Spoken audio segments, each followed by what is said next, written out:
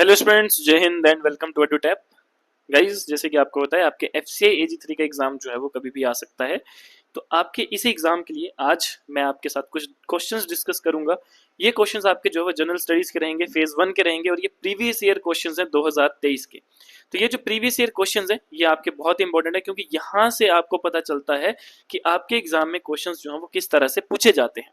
Previous year questions को solve करने का हमारा मेन मकसद ही यही होता है, मेन मोटिव हमारा यही होता है कि हमें एक बेटर आइडिया हो जाता है कि हमारे एग्जाम में क्वेश्चन जो है वो किस तरह से पूछे जा सकते हैं, ठीक है, और किस तरह से क्वेश्चन जो है वो हमारे एग्जाम में पूछे जा चुके हैं और हमें उनको किस तरह से सॉल्व करना है।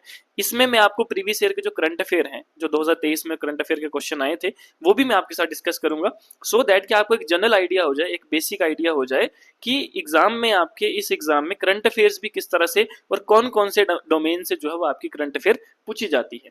क्लियर? तो यहाँ पर आज हम जो है वो क्वेश्चंस को डिटेल में डिस्कस करेंगे। हो सकता है कि कुछ क्वेश्चंस आपके रिपीट हो जाएं, कुछ क्वेश्चंस की तरह ही जो है वो दूसरे क्वेश्चंस आपके एग्जाम में इस बार आ जाए। इसलिए प्रीवियस ईयर क्वेश्चंस को सॉल्व करने का एक प्लस पॉइंट ये भी रहता है कि अगर आप मान लो पिछले 5-7 प्रीवियस ईयर पेपर सॉल्व करते हैं तो हो सकता है कि उन्हीं में से कुछ क्वेश्चंस जो है वो आपके इस बार भी रिपीट हो जाए। तो ये एक बहुत बढ़िया जो है वो आपके लिए रहता है। तो आज हम बात करेंगे आगे अपने फर्स्ट क्वेश्चन की। हमारा पहला क्वेश्चन है, the iron pillar near Qutub Minar in Delhi was made by, कि जो आयरन पिलर है कुतुब मीनार के पास दिल्ली में, वो किसके द्वारा बनाया गया था। पहला है अशोका, सेकंड है चंद्रगुप्ता वन, थर्ड है रजिया सुल्तान, फोर्थ है हर्षवर्धन एंड फिफ्थ है चंद्रगुप्ता टू। तो ये आपके पास 5 ऑप्शन है, आपने बताना है ये आयरन पिलर जो है वो किसके द्वारा बनाया गया था।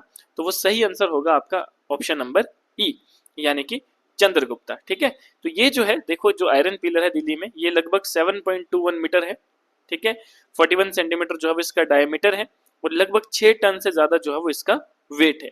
और किसने बनाया था ये? एक फेमस गुप्ता एम्परर ने, जिनका नाम था चंद्रगुप्ता टू। ठीक है, और ये बोला जाता है rust proof nature of metal, मतलब कि यहाँ पर जो मेटल यूज किया गया है, जैसे हम तो आयरन पिलर बोलते हैं, लेकिन ऐसा मेटल भी यूज किया गया है जो कि रस्ट फ्री है, यानी कि इस आयरन पॉल में कभी भी जंग नहीं लगता है। ठीक है, तो ये एक जो है वो इसका प्लस पॉइंट रहता है। Clear everybody? चलिए बात करेंगे नेक्स्ट क्वेश्चन की। नेक्स्ट क्वेश्चन है, the Chambal is a major tributary of which of the following river, कि चंबल जो है, जो आपकी चंबल नदी है, कौन सी नदी की जो है वो आपकी ये मेजर ट्रिब्यूटरी में से आती है। तो आपका ऑप्शन ए है गंगा, बी है यमुना, सी है ब्रह्मपुत्र, डी है गोदावरी और ई है इंदस। तो ये यहाँ पर आपके पास 5 ऑप्शंस दिए हैं, आपने बताना है चंबल जो है वो कौन सी नदी की ट्रिब्यूटरी है। तो चंबल जो है वो आपकी यमुना नदी की जो है वो ट्रिब्यूटरी, और कहाँ से जो है वो ओरिजिनेट होती है? विंध्यन रेंजेस, जो कि आपके मध्य प्रदेश के साइड में है, ठीक है, वेस्टर्न मध्य प्रदेश में आपका ये लोकेटेड है। तो इस विंध्या रेंजेस से जो है वो आपकी चंबल नदी राइज करती है और देन उसके बाद ये यमुना रिवर के साथ जो है वो मिलती है। क्लियर? तो हम बोल सकते हैं कि चंबल रिवर जो है वो आपकी मेजर ट्रिब्यूटरी है, ठीक है, एक मेन ट्रिब्यूटरी है यमुना रिवर की। क्लियर? बात करते हैं next question, in which year the Asian development bank was established, कौन से साल में जो है वो एशियन डेवलपमेंट बैंक को एस्टेब्लिश किया गया था। तो अगर हम फर्स्ट ऑप्शन की बात करें तो वो है 1990, सेकंड है 1960, थर्ड है 1966, फोर्थ है 1974 एंड फिफ्थ है 1983। ये 5 ऑप्शन आपके पास गिवन है, आपने बताना है कौन से साल में जो है वो एशियन डेवलपमेंट बैंक को एस्टेब्लिश किया गया था। तो अगर हम इसके सही आंसर की बात करें तो वो है ऑप्शन नंबर सी, कि एशियन डेवलपमेंट बैंक जो है वो आपके रीजनल डेवलपमेंट बैंक है, ठीक है, जो 22 अगस्त 1966 को जो है एस्टेब्लिश किया गया था। और इसका हेडक्वार्टर जो था वो कहाँ पे? फिलीपींस यानी कि मनीला में जो है वो सिचुएटेड है। क्लियर? तो यहाँ से जो मतलब यहाँ से हमें ये पता चलता है कि जैसे यहाँ पे एशियन डेवलपमेंट बैंक के बारे में है, वैसे आपकी जो अदर रीजनल डेवलपमेंट बैंक है या अदर रीजनल कॉर्पोरेशन जैसे सार्क है, बिम्स्टेक है, बीबीआईएन है, एशियान है, क्वाड है ना, इस तरह के जो है ये भी आपने पढ़ के जाने। क्लियर? तो मतलब क्या है कि यहाँ से जो रीजनल कॉर्पोरेशन होते हैं या रीजनल बैंक होते हैं, यहाँ से आपके क्वेश्चन जो है वो आ सकते हैं। ठीक है, बात करते हैं विच ग्रीक लेटर डोनेट्स वेवलेंथ, कि वेवलेंथ जो हम यूज करते हैं साइंस में, ठीक है, उसको जो है कौन से ग्रीक लेटर से जो है वो डोनेट किया जाता है। तो यहाँ पर आपके पास ए ऑप्शन दिए है, एप्सिलन, म्यू, ओमेगा, लैम्डा या नन ऑफ द अबव। ठीक है, तो अगर हम सही ऑप्शन की बात करें तो वो है ऑप्शन नंबर डी, यानी कि आपका वेवलेंथ। ठीक है, जो वेवलेंथ है दैट इज लैम्डा। तो कौन से ग्रीक लेटर से हम इसको जो है वो करते हैं? तो दैट इज लैम्डा। ठीक है, तो वेवलेंथ को जो है वो डिनोट किया जाता है लैम्डा। और ये क्या होता है? It is equal to the speed of wave train in a medium divided by its frequency, की lambda is equal to nu upon F. ठीक है, कि speed upon frequency that is equals to wavelength, sorry, ठीक है। उसके बाद आता है आपका next question, Rudreshwar popularly known as Ramappa temple is located in, कि जो ये रुद्रेश्वर है, ठीक है, जिसको हम रमप्पा टेम्पल भी बोलते हैं, ये कौन सी जगह में जो है वो सिचुएटेड है, कौन सी जगह में जो है वो लोकेटेड है। तो अगर हम बात करें आपके ऑप्शंस की, तो ऑप्शन ए है तेलंगाना, बी है आंध्र प्रदेश, सी है केरला, डी है कर्नाटका और ई है महाराष्ट्र। तो ये 5 ऑप्शन आपके पास गिवन है। सही ऑप्शन की बात करें तो वो है ऑप्शन नंबर ए, यानी कि तेलंगाना, ठीक है। और ये कैसा टेम्पल है, ये एक ककतिया स्टाइल हिंदू टेम्पल है जो कि भगवान शिव के लिए डेडिकेटेड है। और कहाँ पे ये, प्लामपेट विलेज जो कि आपका मुलुगु डिस्ट्रिक्ट में है, जो कि आपका तेलंगाना स्टेट में जो है वो आता है, ठीक है। तो इस तरह से मतलब हमने ये भी यहाँ से हमें पता चलता है कि हमने टेम्पल्स एंड उसके आर्किटेक्चर के बारे में जो है वो पढ़ के जाना है, ठीक है। तो यहाँ से हमारी ये चीज़ भी क्लियर होती है कि जो हमारे जितने भी फेमस टेम्पल्स हैं उनके बारे में, उनका आर्किटेक्चर, उनकी हिस्ट्री, वो सारी चीज़ें जो है वो हमने पढ़नी है, क्लियर। उसके बाद आता है इन TDS what does D stand for, कि अगर हम टीडीएस की बात करें तो डी का मतलब क्या है, डिमांडेड है, डिमिनिश्ड है, डिक्लेयर्ड है, डिडक्टेड है या डिड्यूस्ड है। तो ये 5 ऑप्शन आपके पास गिवन है, ठीक है। अगर हम बात करें टीडीएस की तो वो है आपका डी फॉर डिडक्टेड, ठीक है, क्योंकि यहाँ पर क्या है, टीडीएस की फुल फॉर्म होती है टैक्स डिडक्टेड एट सोर्स, ठीक है, क्लियर। तो इसलिए डी का मतलब अगर हम बात करें तो डी का मतलब होता है डिडक्टेड। इस मैकेनिज्म में क्या होता है कि एक पर्सन है that is liable to make payment to any other person, ठीक है, that will deduct tax at source and transfer the balance to the deductee. ये जो टीडीएस अमाउंट है that deducted will be remitted to the central government, ठीक है। तो mainly जो है मतलब जो हमारे इंपॉर्टेंट टर्म्स हैं उनकी फुल फॉर्म्स भी जो है वो हमने पढ़कर जानी है। नेक्स्ट आता है who wrote the book poverty and un British rule in India, one of the most famous book है। काफी बार ये बहुत से एग्जाम में जो है वो आपका ये पूछा गया है कि poverty and un British rule in India किसकी लिखी हुई किताब है। तो फर्स्ट ऑप्शन है दादा भाई नरोजी, सेकंड है गोपाल कृष्ण गोखले, थर्ड है एमजी रानाडे, डी है आरसी दत्त और ई है डब्ल्यूसी बनर्जी। अब poverty and un British rule in India की जब हम बात करते हैं तो वो है दादा भाई नरोजी, ठीक है। इन्होंने जो है वो ये किताब लिखी थी, इन्होंने जो है वो पॉवर्टी रूल भी बताया था, ठीक है। अब देखो होता क्या है कि इन्होंने ये किताब जो है वो किसके लिए रखी थी, इकोनॉमिक एक्सप्लॉयटेशन ऑफ इंडिया, ठीक है, इसको एक्सपोज किया था इस किताब में, क्लियर। और ये लिखी गई थी 1901 में, दादा भाई नरोजी के द्वारा ये लिखी गई थी, ठीक है, poverty and un British rule in India. तो यहाँ से हमें ये भी पता चलता है कि हमारी जो भी ऐसी फेमस बुक्स हैं जो कि हमारे हिस्टोरियंस ने, हमारे फ्रीडम फाइटर्स ने लिखी थी, वो भी हमने जो है वो पढ़कर जाना है एग्जाम के लिए, क्लियर। नेक्स्ट आता है विच of the following was the founder of दिन इलाही, कि दिन इलाही का फाउंडर कौन है, ठीक है। तो फर्स्ट ऑप्शन है मोहम्मद गजनी, सेकंड है हुमायूं, थर्ड है अकबर, फोर्थ है शेरशाह सूरी और फिफ्थ है बाबर। कि दिन इलाही का फाउंडर कौन था, तो दिन इलाही का फाउंडर था अकबर, ठीक है। कि एक Mughal emperor, famous Mughal emperor, ठीक है, जिन्होंने काफी रिलीजन्स के बारे में पढ़ा था, ठीक है। और उन्होंने जो है इसको बोला था, मतलब सभी को जो है फॉर्मुलेट करके एक बना के, और इन्होंने कहा था इट इज नोन एज दिन इलाही। और कब इन्होंने जो है वो ये करा था, 1582 में, ठीक है। तो 1582 में इन्होंने जो है वो इसकी स्थापना करी थी, क्लियर, और जिसका नाम रखा था दिन इलाही। देन आता है next, which is the name of the first Indian satellite launched on 19 अप्रैल 1975। बहुत से बच्चों को ये जरूर पता होगा, ठीक है, बेसिक सा क्वेश्चन है कि क्या नाम था उस फर्स्ट इंडियन सैटेलाइट का जो कि 19 अप्रैल 1975 को जो है वो लॉन्च की गई थी। तो फर्स्ट है आपका ऑप्शन स्पुतनिक, सेकंड है एप्पल, थर्ड है जलीना, फोर्थ है आर्यभट्ट और फिफ्थ है भास्कर 1। तो अगर हम सही ऑप्शन की बात करें तो वो है आर्यभट्टा, ठीक है, कि आर्यभट्टा जो थी वो फर्स्ट इंडियन सैटेलाइट थी जिसको इसरो के द्वारा लॉन्च किया गया था 1975 में with the help of Soviet union, यानी कि जो आज के टाइम पे रशिया की अगर हम बात करें तो उनकी मदद से जो है इसको लॉन्च किया गया था 19 अप्रैल 1975 में, क्लियर। बात करते हैं नेक्स्ट क्वेश्चन की, विच of the following disease is caused by protozoa, कौन सी ऐसी डिसीज है जो कि प्रोटोजोआ के द्वारा कोज की जाती है। फर्स्ट ऑप्शन है कोलेरा, सेकंड है डायप्थीरिया, थर्ड है निमोनिया, फिफ्थ है फोर्थ है मलेरिया और फिफ्थ है डायबिटीज। तो ये 5 ऑप्शन आपके पास गिवन है।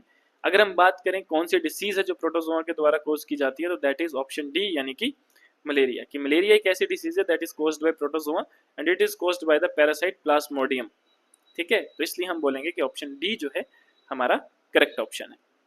बात करेंगे नेक्स्ट क्वेश्चन की, where is the national museum of India located, कहाँ पर जो है नेशनल म्यूजियम ऑफ इंडिया जो है वो सिचुएटेड है। तो ऑप्शन ए है चेन्नई, ऑप्शन बी है बेंगलोर, ऑप्शन सी है पटना एंड ऑप्शन डी है new Delhi and option E है कोलकाता।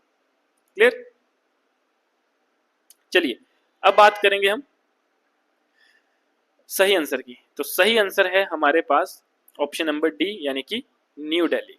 ठीक है, तो न्यू दिल्ली जो है वो आपका सही आंसर रहेगा कि नेशनल म्यूजियम जो है वो हमारा न्यू दिल्ली में है। ठीक है, और ये one of the largest museum है इंडिया का।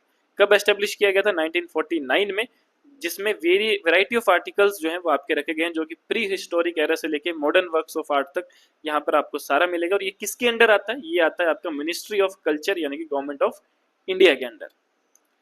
नेक्स्ट आता है what was the name of the mother of Mahatma Gandhi, की महात्मा गांधी की माता जी का नाम क्या था? तो महात्मा गांधी की जब माता जी का नाम हम पढ़ते हैं तो महात्मा गांधी की माता जी का नाम आता है आपका ऑप्शन नंबर ए है कमलाबाई, ऑप्शन नंबर बी है हीराबाई, ऑप्शन नंबर सी है पुतलीबाई, ऑप्शन डी है कस्तूरबा बाई और ऑप्शन ई है रामाबाई।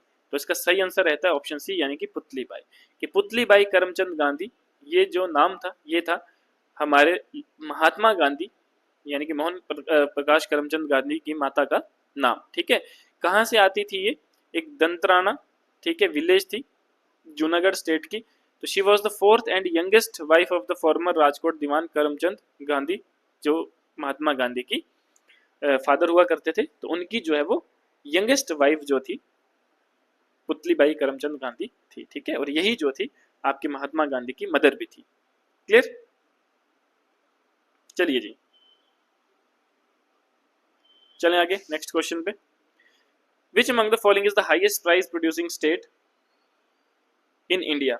ठीक है, अगर हम बात करें आपके हाईएस्ट राइस प्रोड्यूसिंग स्टेट की अगर हम बात करें, ठीक है, तो हाईएस्ट राइस प्रोड्यूसिंग स्टेट आपका कौन सा है? ऑप्शन ए की बात करें तो वेस्ट बंगाल, ऑप्शन बी की बात करें तो हमारे पास आता है तेलंगाना, ऑप्शन सी की बात करें तो हमारे पास आता है तमिलनाडु, ऑप्शन डी की बात करें तो उड़ीसा, ऑप्शन ई की बात करें तो उत्तर प्रदेश। तो सही आंसर की अगर हम बात करें तो वो है ऑप्शन ए यानी कि वेस्ट बंगाल की। West Bengal hold the top position in India's largest rice producing state.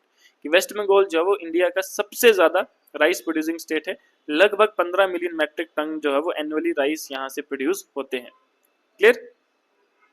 Various types of rice जैसे कि अमान, बोरो, ओस, ये इस तरह की जो वेराइटीज ऑफ राइस है, ठीक है, वो यहाँ पर प्रोड्यूस की जाती है। क्लियर? नेक्स्ट आता है which among the following is an example of shrub. ठीक है, कि श्रब का जो है वो कौन सा इनमें से एग्जांपल है? ऑप्शन ए है लेमन, बी है अनियन, सी है मैंगो ट्री, डी है स्माइनक और ई है बनियन ट्री। तो श्रब की जब हम बात करते हैं तो आपका आता है सही आंसर ए। ठीक है, तो जिसमें आपका लेमन, रोज एंड हिबिस्कस, ये आपके ऐसे पेड़ होते हैं जो कि श्रब्स में, श्रब्स यानी कि देखो जैसे होता है आपका मतलब झाड़ियों टाइप है ना, कि हार्ड होता है, मॉडरेटली थिक होता है, वुडी स्टेम होती है। ठीक है, और सेवरल मेन स्टेम जो है वो आपकी ग्राउंड में जो है वो मतलब राइज करती है, जैसे इस तरह से जो है वो आपकी फैली होती है। ठीक है, तो जो नींबू का पेड़ होता है, नींबू होता है, उसका भी इसी तरह से झाड़ियों नुमा जो है वो आपका पेड़ रहता है। तो लेमन, रोज एंड हिबिस्कस जो है वो श्रब्स के आपके एग्जाम्पल है। ठीक है, देन आता है विच of the following is a non metal. इनमें से कौन सा जो है वो आपका नॉन मेटल है? ठीक है, तो विच of the following is non metal. अगर हम नॉन मेटल की बात करें तो ऑप्शन ए है सोडियम, ऑप्शन बी है फ्लोरीन, ऑप्शन सी है मैग्नीशियम, ऑप्शन डी है एल्यूमिनियम एंड ऑप्शन ई है कॉपर। तो आपने बताना है कौन सा जो है वो आपका सही आंसर है। क्लियर? तो अगर हम बात करें सही आंसर की तो वो है ऑप्शन नंबर बी यानी कि फ्लोरीन। कि फ्लोरीन एक एलिमेंट है जिसका सिंबल है एफ और एटॉमिक नंबर है 9, इज अ नॉन मेटल, और ये एक जो है वो आपका लाइटेस्ट हेलोजन है। ठीक है, लाइटेस्ट हेलोजन आपका है। देन उसके बाद आता है next question, how many banks were nationalised in 1969। कितने बैंक्स जो हैं वो आपके नेशनलाइज्ड हुए थे 1969 में? तो ऑप्शन ए है 14, ऑप्शन बी है 16, ऑप्शन सी है 20, ऑप्शन डी है 18 और ऑप्शन ई है 15। तो अगर हम बात करें सही आंसर की तो वो है आपका ऑप्शन नंबर ए यानी कि 14। कि 1969 में आपके 14 बैंक्स थे जो कि नेशनलाइज्ड हुए थे under the authority of Indira Gandhi, जो उस टाइम आपकी प्राइम मिनिस्टर थी। 14 significant banks that are counted for bank deposit of around 85% in the country at the time were nationalized। ठीक है, तो 14 बैंक्स जो थे मेजर बैंक्स थे जो कि नेशनलाइज्ड किए गए थे 1969 में, और उस टाइम प्राइम मिनिस्टर थी हमारी इंदिरा गांधी जी। क्लियर? बात करते हैं नेक्स्ट क्वेश्चन की, which among the following is a biotic component of an ecosystem. ठीक है, कि अगर हम बात करें आपके कि कौन सा जो है आपका बायोटिक कंपोनेंट है, ठीक है, which among the following is the biotic component of ecosystem? तो ऑप्शन ए है विंड, ऑप्शन बी है रेनफॉल, ऑप्शन सी है ग्रास, ऑप्शन डी है मिनरल्स और ऑप्शन ई है नन ऑफ द अबव। तो ये 5 ऑप्शन जो है वो आपके पास गिवन है। अगर हम बात करें आपके सही ऑप्शन की तो वो है ऑप्शन नंबर सी यानी कि ग्रास। तो ग्रास जो है वो आपका आता है बायोटिक कंपोनेंट में, ठीक है। कि द लिविंग थिंग्स जैसे आपका प्लांट्स, एनिमल्स और माइक्रो ऑर्गेनिजम्स हैं, this comes under the biotic. और जो आपके सॉइल, वाटर, टेम्परेचर, सनलाइट जो कि लिविंग थिंग्स नहीं है, ये आपके आते हैं abiotic components of the ecosystem. बात करते हैं next. Ibn Battuta the famous Muslim explorer who came to India during the times of Mohammad bin Tughlaq belong to which country? ये जो इब्न बतूता था, जो एक मुस्लिम एक्सप्लोरर था, ये मोहम्मद बिन तुगलक यानी कि जब तुगलक डायनेस्टी हुआ करती थी भारत में, उस टाइम ये जो है वो इंडिया आया था एक्सप्लोर करने के लिए। तो ये कौन सी कंट्री से जो है वो बिलोंग करता है? तो ऑप्शन ए है इजिप्ट, बी है ग्रीस, सी है ईरान, डी है मोरक्को और ई है फ्रांस। तो ये 5 ऑप्शन आपके पास गिवन है। सही ऑप्शन की बात करें तो वो है ऑप्शन नंबर डी यानी कि मोरक्को। कि ये जो इब्न बतूता था, ये एक फेमस मुस्लिम एक्सप्लोरर था जो तुगलक डायनेस्टी यानी कि मोहम्मद बिन तुगलक के टाइम आया था। और ये कहाँ से बिलोंग करता था? ये बिलोंग करता था मोरक्को से। क्लियर? इसका मतलब क्या है कि जितने भी आपके मतलब विजिटर्स आए थे इंडिया में, उन सब के बारे में आपने पढ़ना है, ठीक है। नेक्स्ट क्वेश्चन आता है, blue revolution is related with which among the following? कि जो ये ब्लू रेवोल्यूशन थी, ये किससे जो है वो रिलेटेड है? फर्स्ट है फूड ग्रेन प्रोडक्शन, सेकंड है ऑयल सीड प्रोडक्शन, थर्ड है फिश प्रोडक्शन, फोर्थ है मिल्क प्रोडक्शन और फिफ्थ है जूट प्रोडक्शन। तो जो ये ब्लू रेवोल्यूशन थी, ये आपकी रिलेटेड थी फिश प्रोडक्शन से, ठीक है। एक्वा कल्चर से जो है वो ये रिलेटेड थी, ठीक है। ये इंपॉर्टेंट थी और हाईली प्रोडक्टिव मेथड था ये। एक्वा कल्चर का मतलब है कि जितने भी आपके एक्वेटिक एनिमल्स है, जैसे फिश है, प्रॉन्स, क्रैब्स, इनकी जो है वो मतलब फार्मिंग की जाती है, तो that is related to the aqua culture, ठीक है। तो ये जो आपका ब्लू रेवोल्यूशन हुआ था, ये आपका फिश प्रोडक्शन से रिलेटेड हुआ था। नेक्स्ट क्वेश्चन की बात करें तो अब देखो, ये क्वेश्चन आपके करंट अफेयर्स के आ गए, यानी कि उस टाइम जो करंट अफेयर थे, ठीक है, वो करंट अफेयर के क्वेश्चन, इनको हम पढ़ेंगे सो दैट आपको आइडिया हो जाए कि आपके एग्जाम में करंट अफेयर कहां से पूछे जा सकते हैं।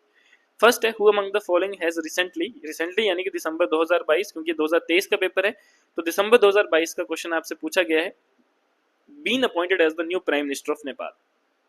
तो उस टाइम जो आपके प्राइम मिनिस्टर बने थे वो थे आपके पुष्पा कमल दहल, ठीक है। उनको जो है अपॉइंट किया गया था as a prime minister of Nepal December 2022 में, ठीक है। नेक्स्ट क्वेश्चन, अब देखो ये करंट अफेयर अभी के लिए आपको जरूरी नहीं है, ये ना ही ये रिपीट होंगे, ठीक है। लेकिन है क्या कि ये आपको एक ये आइडिया होगा कि आपके करंट अफेयर कहाँ कहाँ से कितने डेप्थ में किस लेवल का जो है वो पूछा जा सकता है एग्जाम में। तो इस आइडिया के लिए जो है वो हमने ये करंट अफेयर आपके लिए बताए हैं, ठीक है। इस बार के पेपर के लिए शायद ये करंट अफेयर इंपॉर्टेंट नहीं है, लेकिन इसकी तरह जो करंट अफेयर होंगे जो 2024-25 के हैं, वो आपके इंपॉर्टेंट होंगे, ठीक है। तो रिसेंटली देखो ये भी 2022 कि Sam Curran has been bought by Punjab Kings, ठीक है, इन आईपीएल ऑक्शन, ठीक है। Make him costly cricketer ever to be bought by an franchise of the Indian Premier League, he belongs to which country? कि Sam Curran जो है, ठीक है, वो कौन सी कंट्री से बिलोंग करता है? तो वो है आपके इंग्लैंड से। कि सैम करन जो है आपका इंग्लैंड से जो है वो बिलोंग करता है, ठीक है। पंजाब किंग्स ने जो है वो इसको 18.5 करोड़ में जो है वो खरीदा है, ठीक है। और he hails from England, England से जो है वो ये बिलोंग करते हैं। Next question, who among the following has been conferred with the Sahitya Akademi award 2022 in the Hindi language? इसका मतलब आपने अवार्ड्स के बारे में भी जो है वो पढ़कर जाना है अपने एग्जाम में, ठीक है। जो भी आपके अवार्ड हैं, चाहे वो नोबेल प्राइज है, चाहे वो स्पोर्ट्स में अवार्ड है, चाहे वो लिटरेचर में अवार्ड है, चाहे वो कोई भी अवार्ड है, तो अवार्ड्स के बारे में जो है वो आपने पढ़ना है। तो यहाँ पर बात की गई थी कि उस टाइम 2022 में साहित्य अकेडमी अवार्ड हिंदी लैंग्वेज में किसको दिया गया? तो ये दिया गया था आपके ऑप्शन नंबर सी यानी कि बद्री नारायण को, ठीक है। इंग्लिश की बात करें तो वो दिया गया था अनुराधा रॉय को, ठीक है। और हिंदी की बात करें तो बद्री नारायण को, और प्रवीण बांदेकर को दिया गया था मराठी लिटरेचर के लिए। क्लियर? और ये जो बद्री नारायण को ये अवार्ड मिला था, वो मिला था इनको अपनी पोइट्री किताब जिसका नाम था तुम्हारी के शब्द, ठीक है। तो तुम्हारी के शब्द एक इन्होंने जो है वो पोइट्री बुक लिखी थी, इसके लिए जो है वो इनको ये अवार्ड दिया गया था। क्लियर? चलिए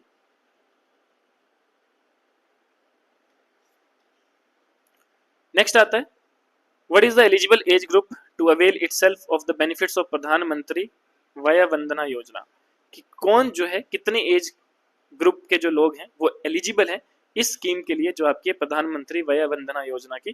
तो इसका मतलब कि जो भी आपकी लेटेस्ट स्कीम्स होंगी, ठीक है, जो इस बार के सर्वे में होंगी, वो आपने पढ़कर जानी है। तो इसका सही आंसर ऑप्शन बी यानी कि 60 ईयर्स एंड अबव।